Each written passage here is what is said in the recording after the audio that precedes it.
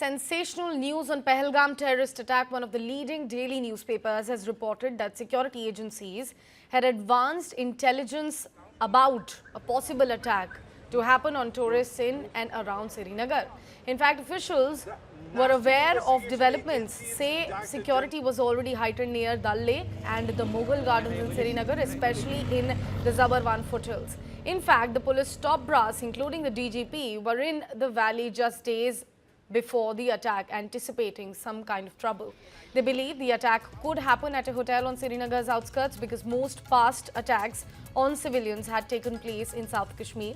That's why combing operations were also carried out around the Dachigam and Nishat for nearly 2 weeks before the killings. But those searches led to nowhere.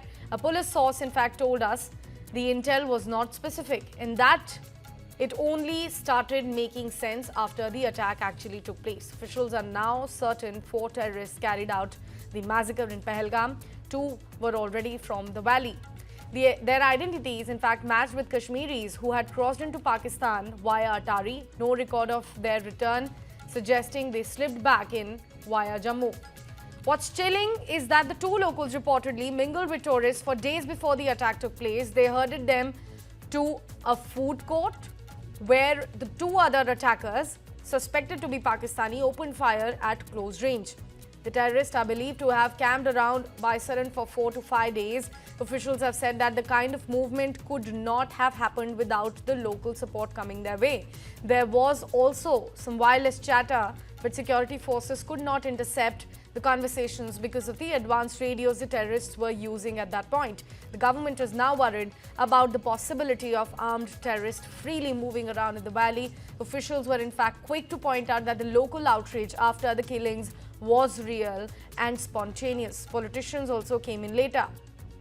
The assembly even held a special condolence session for the first time and read out names of all the 26 victims of Pahalgam terrorist attack. But there are lessons to learn here. Officials say we have seen this before.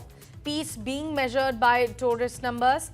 Back in the year of 2006, Ghulam Nabi Azad had cited tourism as a sign of normalcy. Within weeks, terrorists attacked the tourist bus. 4 people died then. And finally, on some reports that the Baisaran tourist spot was reported, in fact, reopened without warnings, officials denied it. They say it was never closed in the first place and there's no official record suggesting otherwise. My colleague Aditya Raj Kaul is joining us on the broadcast over this development. Aditya, this is something very serious. If they had received the input before, they'd also heightened the security in the area, but the attack happened at a very different place. It does speak a lot about our intel as well. Well, intelligence is very common. It comes out on a daily basis, but there was no specific intelligence in this particular case that there would be an attack that would be carried out in Baisaran or anywhere in Pahalgam. In fact, News9 was the first to report on the day of the attack that there was intelligence with the Indian intelligence and security agencies about a possible attack in the Kashmir Valley or in Jammu on tourists or locations where tourists frequent. This included Vaishno Devi in Jammu and also popular tourist destinations in Srinagar and the adjoining areas. And that's why a lot of operations were launched in and around Srinagar, particularly around the Dal Lake and the Zabarwan ranges and the Nishat area where the popular Mughal gardens are situated as well.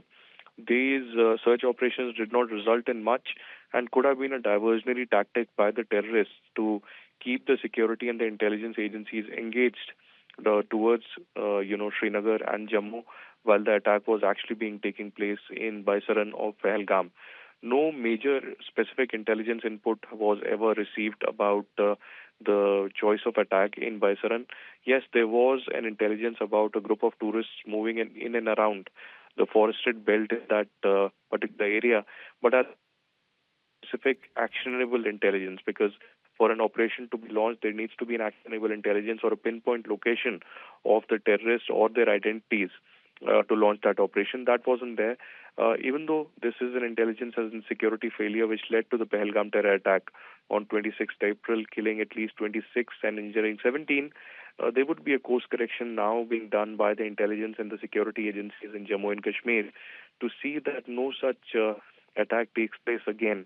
And that's why major operations are currently underway in Anantnag and adjoining districts to flush out terrorists and see that those perpetrators who conducted this attack are neutralized.